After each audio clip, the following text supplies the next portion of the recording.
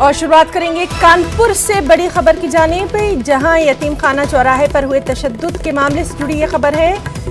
MIM youth district सदर समेत 31 नामजद के खिलाफ केस जो है वो दर्ज किया गया है। 1200 नामालूम अफराद के खिलाफ केस दर्ज किया गया है और एहतजाज की आड़ में सरकारी कामकाज में रखना डालने का इल्ज़ाम है। पुरअमन माहौल में रखना डालने के इल्ज़ाम में ये केस दर्ज किया गया है। कनलगंज थाने में इस सिलसिले में रिपोर्ट भी दर्ज की गई है। तो कानपुर से बड़ी खबर, यतीम खाना चौराहे पर हुए तशद्दुद के मामले से जुड़ी हुई है। MIM यूथ डिस्ट्रिक्ट सदर समेत 31 नामजद के खिलाफ केस दर्ज है। उसके अलावा 1200 नामालूम अफराद के खिलाफ केस दर्ज किया गया है।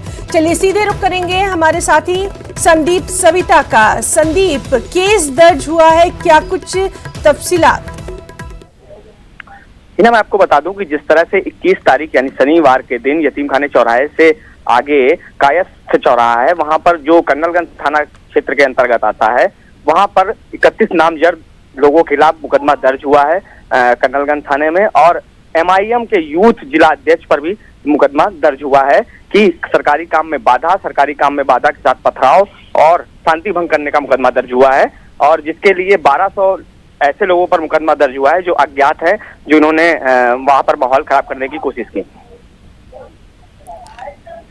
संदीप, आपसे जानना चाहेंगे, जिस तरह से लगातार वहां पर सिक्योरिटी के पुख्ता बंदोबस्त किए जा रहे हैं, आज की क्या कुछ सूरत हाल?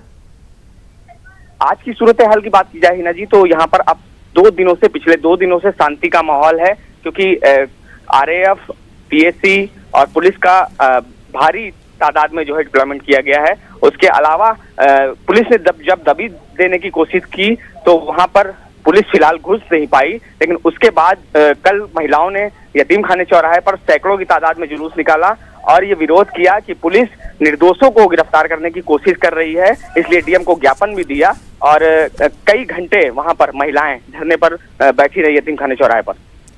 जी संदीप, बहुत बहुत शुक्रिया आपका तमाम तर जानकारी के लिए। और बुलंदशहर से एक और अहम खबर, जहां 4 दिन बाद इंटरनेट खदमात बहाल की गई हैं।